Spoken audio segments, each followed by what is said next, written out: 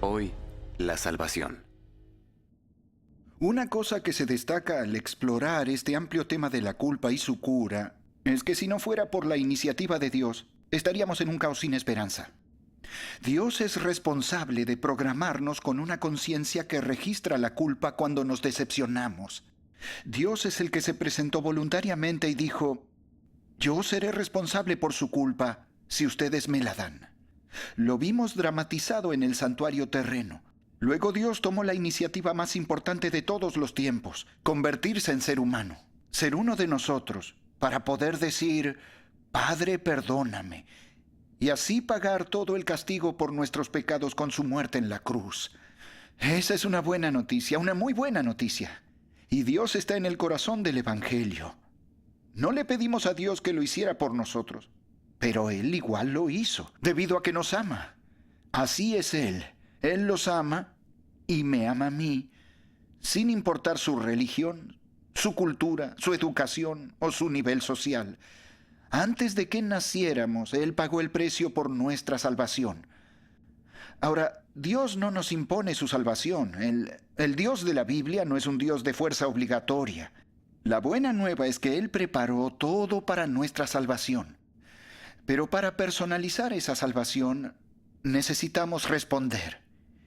Y Dios nos dice qué pasa en nosotros cuando oímos la buena nueva y cómo debemos responder para que la salvación, la verdadera libertad de la culpa, se convierta en nuestra. Dios es amor. Por eso es nuestro amigo.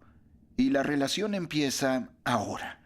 En este episodio queremos descubrir cómo responder al Evangelio, la buena nueva de lo que Dios ya hizo por nosotros. Acompáñennos. Kelly, cuéntame cómo te afectó la historia de Emanuel, el niño soldado. Cuéntanos. Sí, Jeff. Cuando vi por primera vez esta historia, me sentí bastante triste. Era un niño pequeño que, por las circunstancias, sintió que tenía que alzarse en armas para así poder vengar a su familia. Y casi puedo imaginar la culpa que seguramente sintió. Pero a medida que la historia avanzaba, pude ver que la esperanza que tenía la había encontrado en Dios. Eso me alegró. Tenía ganas de alentarlo. Por fin había encontrado un valor y una razón en su vida. Y sí, me pareció una historia realmente fascinante. No sé qué sintieron ustedes al respecto. Sí, es asombroso ver la transformación que tuvo lugar en él. Había perdido por completo la esperanza. Dijo que en un momento quiso suicidarse. Sí. Y ahora está cantando para Dios. Sí, y pasó de no tener una familia a tener una familia. Y a ser un hijo de Dios. Sí. Me encanta cómo lo dice Jesús en Juan capítulo 15, en el que describe como una vid la relación que quiere tener con todos nosotros, como nuestro Padre y sus hijos. Y aquí dice: permaneced en mí y yo en vosotros. Como el pámpano no puede llevar fruto por sí mismo si no permanece en la vid, así tampoco vosotros si no permanecéis en mí. Yo soy la vid, vosotros los pámpanos. Eso describe esa relación cercana, intensa, personal que podemos tener con Dios y que este joven tuvo con él. Ya, Noel, ¿cómo moramos en Cristo? Lyle dijo algo muy cierto, y es ¿cómo moramos en Cristo? Bueno, como habíamos visto antes, primero necesitamos recurrir a Dios y entregar nuestra vida a Él, recibir a Cristo. La Biblia lo llama nuevo nacimiento. En Juan 3:3-5 leemos este hermoso texto de aquí. Nicodemo, un hombre religioso, al parecer debería haberlo sabido, pero cuando se presentó ante Cristo, fue cuando se enteró de la verdad de cómo es morar en Él, de qué significa ser salvado, de qué significa realmente tener una relación con Dios. Jesús le dijo a Nicodemo: de cierto te digo que el que no naciere de nuevo no puede ver el reino de Dios. Nicodemo le dijo: ¿cómo puede un hombre nacer siendo viejo? Soy un anciano, ¿cómo puedes esperar algo así de mí? ¿puede acaso entrar por segunda vez en el vientre de su madre y nacer? Respondió Jesús, de cierto te digo que el que no naciere de agua y del Espíritu no puede entrar en el reino de Dios. Vemos claramente que empieza con esa nueva experiencia de nacimiento en la que vamos a Dios personalmente por nosotros mismos, reconociendo que estuvimos perdidos en el pecado, como vimos antes, y ahora queremos una nueva vida como el joven. Él quiere empezar de nuevo y rodeamos esa antigua vida pecadora y decimos, Jesús, te queremos tu vida, queremos una naturaleza. En el momento en que hacemos eso, legalmente se nos declara hijo de Dios. Empezamos una relación con Dios. Jan, es una expresión muy extraña, ¿no? Nacer de nuevo. Asociamos el nacimiento con un bebé. ¿Por qué Jesús dice que cuando nos convertimos en cristianos nacemos de nuevo? Es una buena pregunta. En ese momento vemos que hubo algo malo con nuestro primer nacimiento.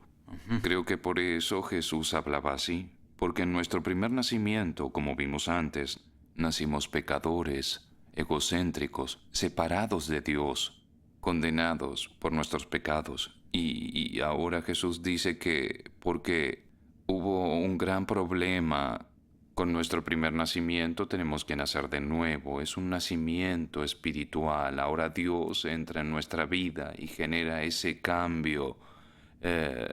La salvación por sí misma es una nueva vida. Kelly, es obvio que cuando este volver a nacer tiene lugar, tú lo experimentaste. ¿Qué es? En tu propia vida, tú experimentaste un nuevo nacimiento. Háblanos de él. Creo que una vez que experimentas ese nuevo nacimiento, no significa que tienes todo junto, resuelto desde el comienzo. Es un proceso gradual. Supongo que como un niño que nace, primero empieza a gatear, después es adolescente y llega a ser adulto. Es un proceso de maduración. Y cuando te conviertes en cristiano, lo sé por experiencia propia, hay un proceso de maduración en Dios. Entonces puedo mirar atrás y ver qué pasó en mi propia vida. Lyle, ¿cómo sucede esto? Leímos claramente que tenemos que experimentar un nuevo nacimiento en la práctica real. ¿Cómo es que sucede? Quizás les cuente algo de mi experiencia. Sí. Cuando tenía una edad similar a la del joven que hablábamos, algunas cosas no estaban muy bien en mi casa y terminé yéndome de allí. Y dejé mi casa, dejé mi escuela y fui a vivir en una choza abandonada de recolectores de manzana en el sur de Tasmania. Allí fue donde conocí a Dios. Conocí a Dios. Esto es interesante. Junto a la luz de un farol de queroseno y una fogata leyendo mi Biblia. Y parte de lo que desencadenó eso fue que me sentía increíblemente perdido y solo y a la deriva en la inmensidad del mundo. No tenía idea de quién era, hacia dónde iba, ni de qué iba a hacer con mi vida. Cuando empecé a leer la Biblia y cuando Jesús entró a mi choza y cuando lo acepté con fe, mi vida se revolucionó por completo. De pronto supe exactamente quién era, supe exactamente a dónde iba, supe exactamente qué iba a hacer con mi vida. Es decir, ¿crees que leer la Biblia es importante? Es una parte crucial de entregarle la vida a Dios, por supuesto. Me gusta lo que dijiste porque lo compartiste. Tu experiencia está aquí en la 2 Corintios. ¿Puedo leer? Escuchen esto. 2 Corintios, capítulo 5, versículo 15. Pablo dice, y por todos murió. Cristo murió por todos para que los que viven ya no vivan para sí, sino para aquel que murió y resucitó por ellos. Paso al versículo 17. De modo que si alguno está en Cristo, nueva criatura es. Las cosas viejas pasaron, aquí todas son hechas nuevas. Esto es lo que entendí de lo que decías. Sí, exactamente. Te conviertes en hijo de Dios.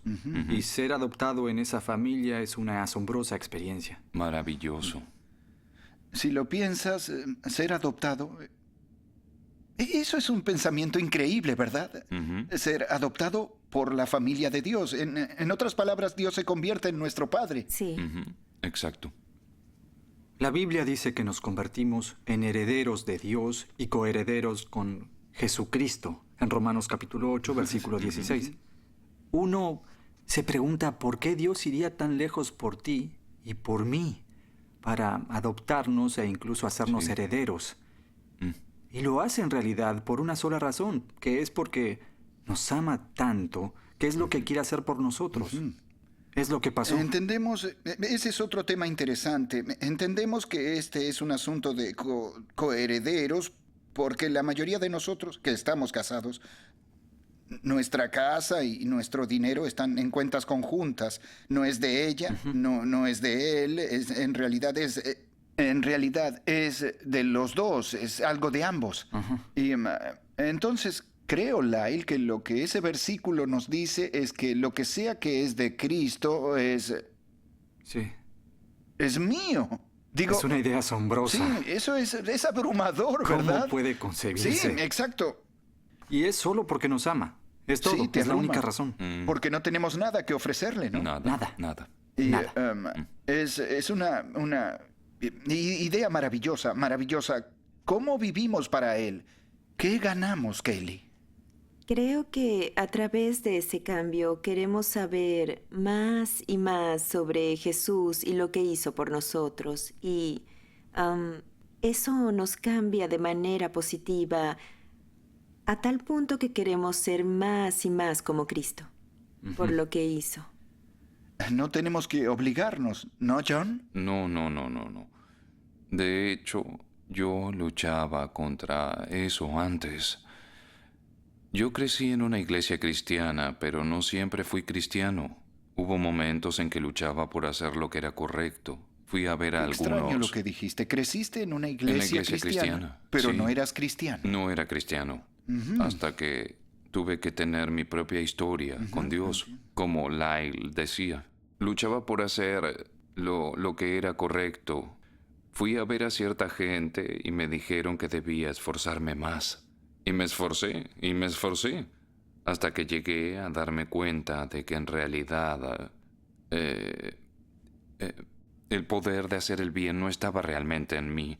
Permítanme compartir este texto con ustedes. Primera de Juan capítulo 4, versículo 19. ¿Cómo puede terminar amando a Dios? Complaciéndolo. Dice aquí, nosotros lo amamos a Él porque Él nos amó primero. Sí, así es. Mucha gente dice que su problema es que no ama lo suficiente a Dios, y yo solía ser así. Pero ese no es nuestro problema. Nuestro problema es que no sabemos cuánto nos ama Él. Y eso es lo que creo, el momento en el que recibimos al Señor Jesús en nuestra vida. Es el momento en el que Él nos permite crecer conociéndolo, conociendo ese amor. Porque es el amor de Dios el que me obliga a cumplir su voluntad. Se convierte en algo alegre, no a la fuerza. En otras palabras, la salvación se convierte en una experiencia con Dios. No es solo un suceso pasado como vimos anteriormente, es un suceso diario en el que paso tiempo para llegar a conocerlo a través de la palabra, como decía Lyle. Cuanto más profundizo en la palabra con la ayuda del Espíritu Santo, más logro ver ese amor, la magnitud del amor de Dios. Y vaya, es una topadora en mi vida, cambia mi vida. Y es entonces cuando toda la experiencia empieza. Allí es cuando Jesús dice, con palabras tan sencillas, si me amáis, guardad mis mandamientos. Exacto. Hay una sola motivación para servir a Dios. Y ella es porque lo amamos por lo que hizo por nosotros. Exacto. Entonces la obediencia es... digo, no nos volvemos obedientes para ganar el amor de Dios en realidad. Somos obedientes porque Él nos ama. Sí, ajá. Sí, así es, y porque lo amamos a Él. Sí. Sí. Una vez que lo conoces, Muy bien dicho, muy importante, fácil. ¿no? Porque si lo entendemos mal o ponemos, por así decirlo, lo último delante Exacto. de lo primero, entonces podemos terminar confundiéndonos mucho. Porque, como tú dijiste, John, nos esforzamos Así es. y con frecuencia todos cometimos el atroz error de intentar convertirnos en buenos. Y tengo que ser bueno. Yo voy a hacer lo correcto. Y claro, oímos gente Sí. que dice eso. No parece funcionar así. No. alguien dijo, no sé si es preciso, pero escuché en algún lugar que las resoluciones de fin de año suelen durar hasta comienzos de marzo.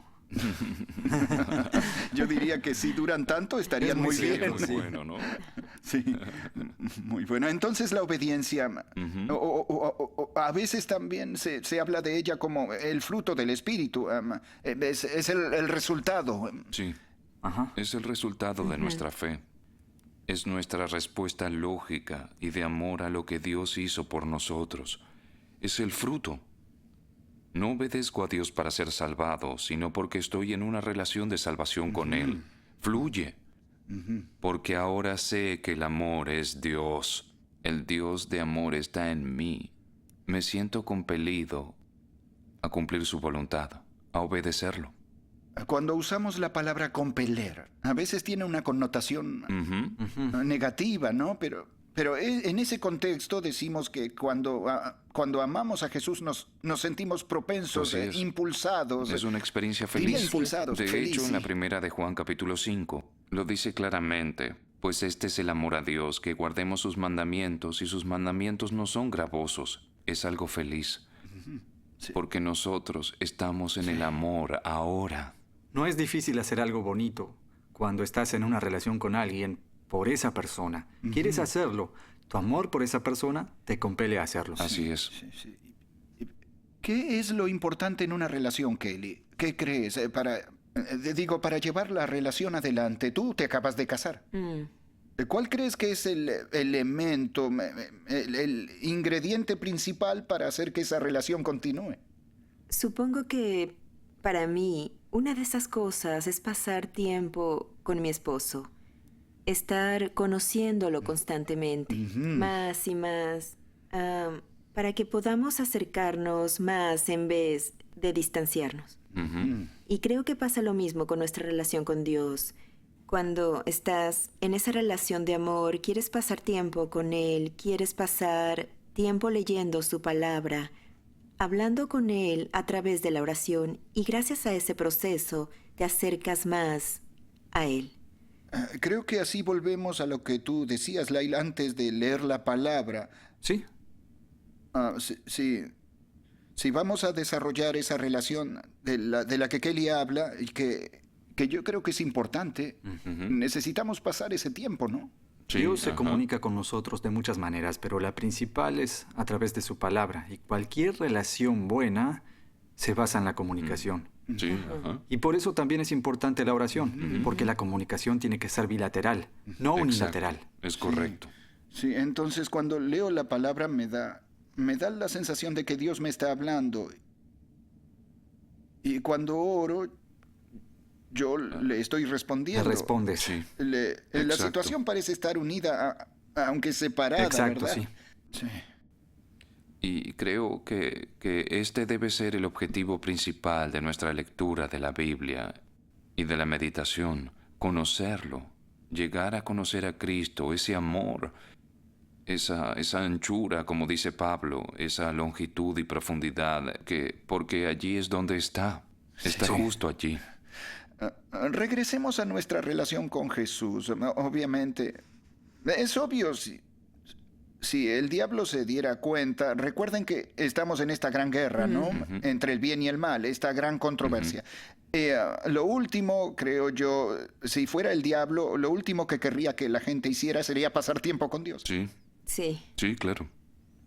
¿Cuáles crees que serían algunas de las trampas que el diablo instalaría para nosotros cuando quizá de pronto nos diéramos cuenta de que necesitamos leer la palabra? Como estuvimos diciendo, necesitamos orar. ¿Y cuáles crees que son Sí. algunas de las cosas de las que debemos cuidarnos? Sí, creo que una de las cosas más importantes es el tiempo.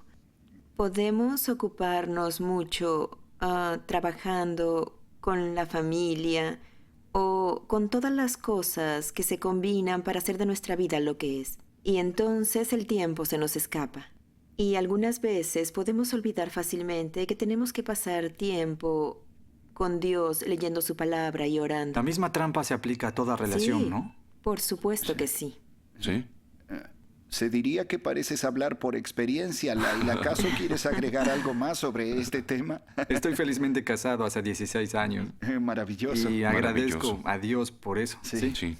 el tiempo, ¿no? Y es cierto, todos sabemos eso sobre las relaciones. Si no dedicamos tiempo, a veces podemos estar ocupados haciendo cosas Sí. buenas y claro, No pero si funciona. no dedicamos tiempo a esa relación, eso conduce a muchos divorcios. Es la falta de tiempo. Sí. Entonces, John, en la vida cristiana, Sí. debo decidir, debo dedicar tiempo. ¿Cómo resuelves tú eso? ¿Tienes una vida ocupada? ¿Cómo lo resuelves? Hay un gran hombre y me encanta leer sobre él. Y cuando leí lo que decía sobre dedicarle tiempo a Dios me sorprendió porque muy seguido estoy muy ocupado, como dijiste. Y digo, porque estoy ocupado no tengo tiempo. A veces decía eso, antes sobre todo. Para este hombre, John Wesley, decía, porque estoy tan ocupado, porque tengo tanto que hacer hoy, debo dedicarle tiempo a Dios. ¿Entienden? Y eso es lo que hago. Y repito, es el amor de Dios el que me compele. No es que me despierto y lo hago para que Dios marque la casilla en el cielo y diga, rezó hoy, ya estudió completamente la Biblia. No, es el amor de Dios el que me compele. De hecho, esto es lo que pasa en el nuevo nacimiento. Cuando el Espíritu Santo entra a la vida, genera esa ansia por Dios, lo quieres más. Y es la obra de Dios. Y ahora cooperamos con Él de manera que cuando el Espíritu Santo genera esa ansia, lo queremos más. Y así nos vamos uniendo a Dios en buscarlo ahora. Y por lo general lo hago por la mañana. Me encanta hacerlo por la mañana. Me siento fresco cuando me levanto por la mañana. Tomo la Biblia, medito con ella y después siento esa fuerza que viene de ella. Y cuando ya me vestí, siento que me emociona cumplir su voluntad. Es algo práctico. Es algo Exacto. práctico. No es solo teoría. No, Realmente sirve. No, honestamente a veces no lo logro. ¿Entienden? Pero sé que igual me ama. Oigo ese susurro que dice, ven igual. Y cuanto más voy, el trabajo de transformación tiene lugar en mi corazón. Lo quiero más, quiero cumplir más su voluntad. Sí. Lyle, ¿cuáles crees que son las trampas que el diablo puede tenernos preparadas al empezar la vida cristiana? Algunos de nuestros televidentes están empezando a encontrar a Jesús, están muy emocionados. ¿Cuáles son las trampas sobre las que debemos advertir? Claro, hay un versículo interesante. El tiempo era una. El tiempo era una, sí, una excelente. Pablo dice en la primera a Timoteo capítulo 6 versículo 12, dice, pelea la buena batalla de la fe, echa mano a la vida eterna, a la cual asimismo fuiste llamado, habiendo hecho la buena profesión delante de muchos testigos. Me parece interesante que describa el camino cristiano aquí como una batalla. Y hay un aspecto de la batalla que se está librando, que es que el diablo nos rodea de distracciones, sobre todo con cosas de nuestra vida pasada. Podría haber adicciones o, no sé, cosas en las que estuvimos involucrados en el pasado. Él las volverá a atraer e intentará desalentarnos con ellas. Por eso se libra una batalla. Sí. De hecho, la batalla de la que Lyle habla está aquí, en Efesios capítulo 6, versículo 10 a 12. Por lo demás, hermanos míos, fortaleceos en el Señor. Noten dónde está el énfasis, en el Señor. Fortaleceos en el Señor, en el poder de su fuerza. Vestíos de toda la armadura de Dios para que podáis estar firmes contra las acechanzas del diablo, porque no tenemos lucha contra sangre y carne, sino contra principados, contra potestades, etc. Vemos que incluso antes del nuevo nacer está esa guerra que continúa, pero ahora tenemos algo que venció esa guerra por nosotros. Mientras nos relacionemos con Él, tendremos la victoria. Podemos estar seguros de eso.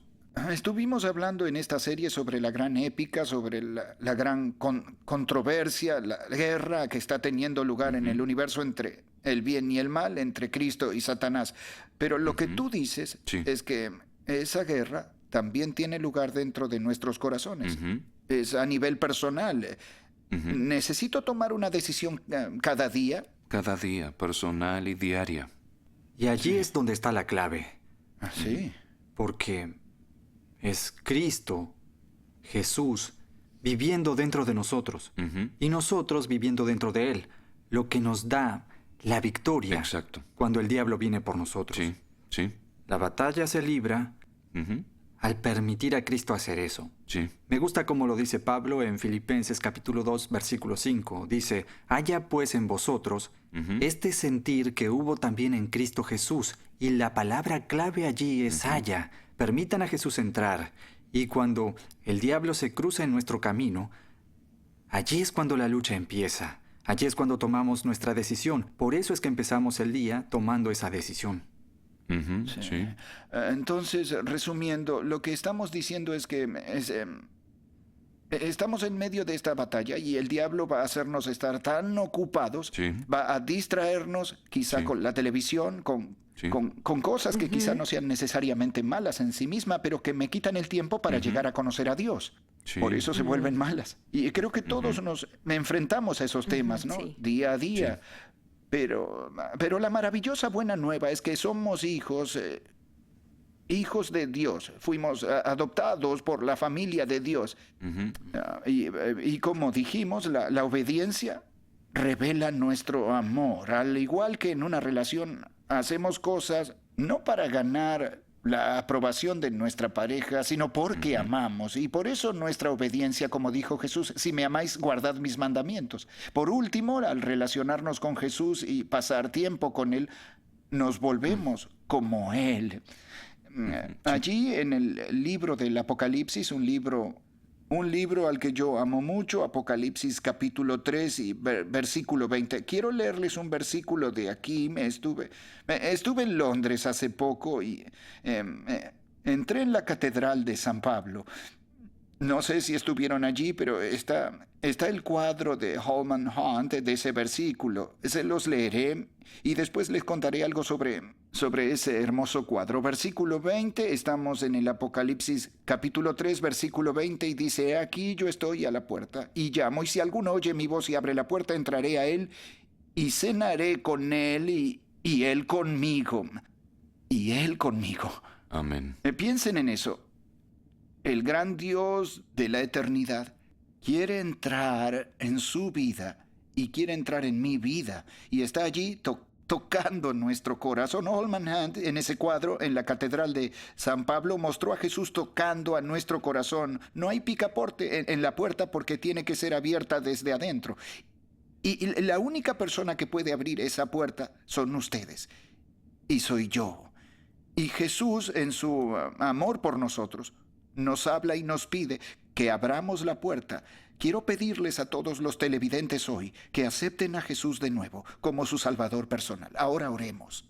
Padre nuestro que estás en el cielo, quiero agradecerte de nuevo hoy. En la tranquilidad de este momento que pasamos contigo, quiero agradecerte por la salvación que previste. No la merecemos, pero gracias por ella. Gracias por el hecho de que quieras entrar en nuestro corazón a través de la fe, de que quieras darnos el deseo de hacer lo correcto, de que quieras darnos la victoria por sobre los pecados y los malos hábitos y por sobre cualquier dificultad que podamos enfrentar, depresión o lo que sea que enfrentemos en la vida. Por favor, Señor, acércate a nosotros, acércate a todos los televidentes hoy. Te lo ruego por Jesús. Amén.